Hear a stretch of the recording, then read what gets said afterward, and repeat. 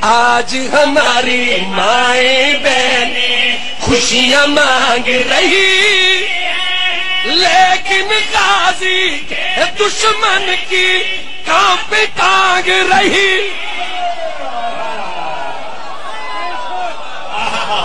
بسم اللہ الرحمن الرحیم۔ مومنین کرام، جیسے کہ آپ قاضی وسیم عباس ذاکر اہل بیت ان کا یہ قصیدہ سن رہے تھے، اور سوشل میڈیا پہ اس قصیدے پر بڑی تنقید ہو رہی ہے کہ وہ بلاول بھٹو نے چیئرمین پیپلز پارٹی، اس نے وہ کانپیں ٹانپ رہی ہیں، اور اسی پہ انہوں نے قصیدہ بنایا، اور قصیدہ بھی جو ہے وہ بڑا، تو اس حوالے سے بڑے سخت کومنٹس اور بڑے سخت گفتگو کر رہی ہے۔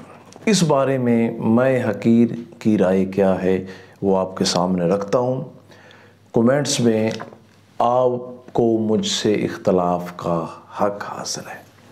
میری رائے یہ ہے کہ کیا ہم محمد و آل محمد کے غلام ہیں یا نہیں؟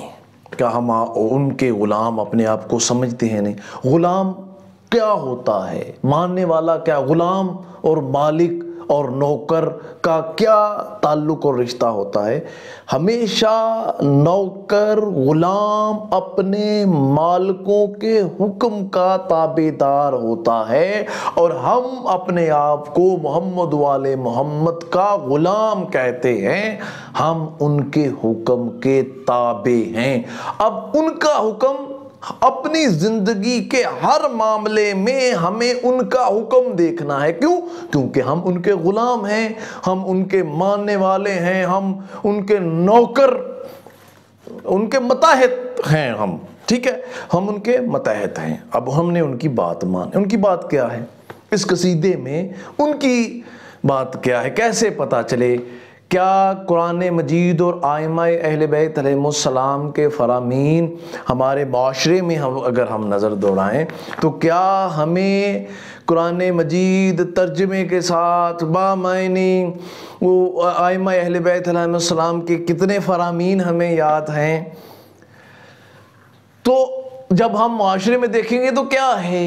ہمیں نہیں، قرآن مجید بھی صحیح طریقے سے نہیں پڑھنا آتا ہے، فرامین اہل بیت بھی یاد نہیں ہیں، تو پھر چاہیے ہمیں جو قرآن مجید اور ائمہ اہل بیت علیہ السلام کے فرامین پر دسترس رکھتے ہوں، ہمیں ان کی طرف ان سے پوچھنا چاہیے کہ بھئی اس معاملے میں، کیونکہ بھئی اگر بیمار ہو جائیں تو اچھے ڈاکٹر کی طرف، MBBS ڈاکٹر، بڑی اس کی طرف رجوع کیا جاتا ہے۔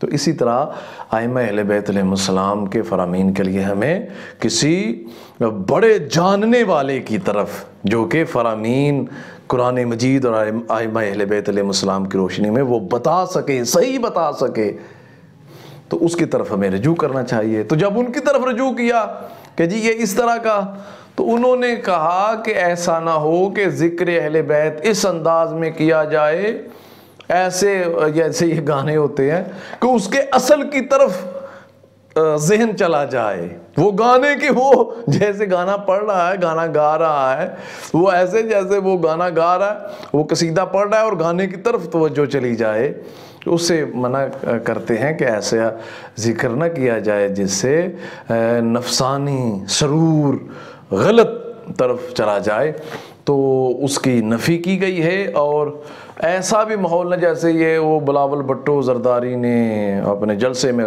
کانپیں ٹانپ رہی ہیں، اور اس پہ ایسی جگت بازی کی جائے یا ایسا ماحول بنا لیا جائے کہ پتہ چلے یہ اسلامی سٹیج ڈرامہ لگا ہوا ہے، تو ایسا ماحول بھی نہیں ہونا چاہیے۔ دین ہے، اسلام ہے، لیکن لا اکراہ فی الدین، دین میں جبر بھی نہیں ہے، ہلکا پھلکے انداز میں اگر ہو بھی جائے تو اس کا نہیں ہے۔ لہٰذا آخر پہ میری دعا یہ ہے کہ اللہ تعالیٰ مجھے، آپ کو، ہم سب کو ائمہ اہل بیت علیہ السلام کے، چونکہ ہم غلام ہیں تو ان کے وفادار غلام بن کے زندگی بسر کرنے کی توفیق دے۔